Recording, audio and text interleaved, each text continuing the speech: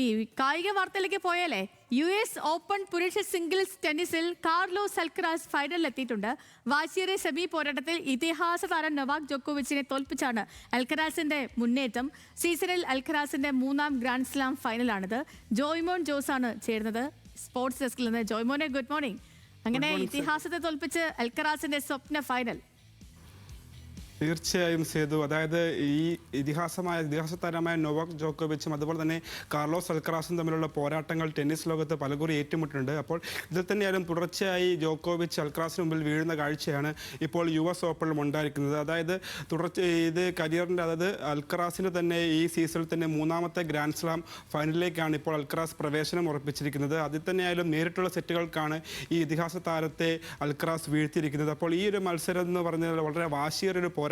അതായത് 2.5 മണിക്കൂറോളം നീണ്ടുനിന്ന മത്സരത്തിൽ നേരിട്ടുള്ള സെറ്റുകൾക്കായിരുന്നു ജോക്കോവിച്ചിന് തോൽവി. അതായത് 24 ഗ്രാൻഡ് കിരീടങ്ങളുള്ള ജോക്കോവിച്ച് ഒരു 25ാമത്തെ കിരീടത്തിലേക്ക് ലക്ഷ്യമിട്ടാണ് ഈ ഒരു ടൂർണമെൻറ്റിൽ US ഓപ്പൺ ഇറങ്ങിയത്. എങ്കിൽ തന്നെയാലും ഒരു നിരാശയായിരുന്നു. സെമിയിൽ വീഴും. ഇത് തുടർച്ചയായ ഒരു 4ാം തവണയാണ് ജോക്കോവിച്ച് ഇപ്പോൾ സെമിയിൽ, അതായത് ഗ്രാൻഡ് സ്ലാം ടൂർണമെൻറ്റ് സെമിയിൽ വീഴുന്നത്. അപ്പോൾ നിരാശയോടുകൂടി ജോക്കോവിച്ച് മടങ്ങിയെങ്കിലും അൽക്കറാസിനെ സംബന്ധിച്ചിടത്തോളം ഫൈനലിലേക്ക് മുന്നേറിയിരിക്കുന്നത് കരിയറിലെ ഗ്രാൻഡ് സ്ലാമുകളുടെ എണ്ണം 6 ഉയർത്താനുള്ള ഒരു തയ്യാറെടുപ്പിലായിരിക്കും ഇനി അൽക്കറാസ് എന്ന് നമുക്ക് കരുതേണ്ടതുണ്ട്. അതുപോലെ തന്നെയാണ് മറ്റൊരു ശ്രദ്ധേയമായൊരു കാര്യം എന്ന് പറഞ്ഞാൽ ഇപ്പോൾ ലോക 1ാം നമ്പർ താരം യാനിക് സിന്നറിൻ്റെ സെമി മത്സരം പുരോഗമിക്കുകയാണ്. അപ്പോൾ ഏറെക്കുറെ 2 സെറ്റുകൾക്ക് മുന്നിൽ നിൽക്കുന്ന സിന്നർ ഇപ്പോൾ ഈ മത്സരത്തിൽ വിജയിച്ച് ഫൈനലിലേക്ക് എത്തുകയാണെങ്കിൽ വീണ്ടും ഒരു അൽക്കറാസ് സിന്നർ പോരാട്ടത്തിനാവും US ഓപ്പൺ തയ്യാറെടുക്കുക. അപ്പോൾ ഇത് തന്നെ പറയുകയാണെങ്കിലും തുടർച്ചയായിട്ട് ഒരു സീസണിൽ 3 ഗ്രാൻഡ് സ്ലാം ഫൈനലുകളിൽ ഈ താരങ്ങൾ, അതായത് സിന്നർ മത്സരത്തിൽ ജയിച്ച് ഫൈനലിൽ എത്തുകയാണെങ്കിൽ ഈ 2 താരങ്ങൾ ഒരു സീസണിൽ ഇതിപ്പോൾ 3ാമത്തെ ഫൈനലായിരിക്കും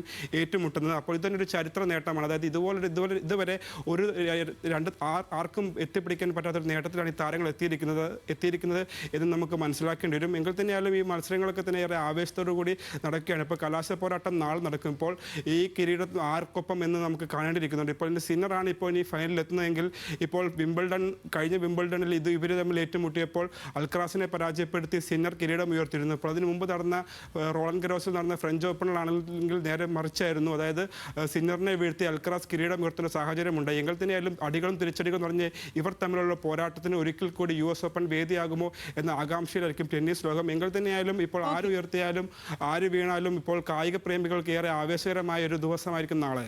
സേതു.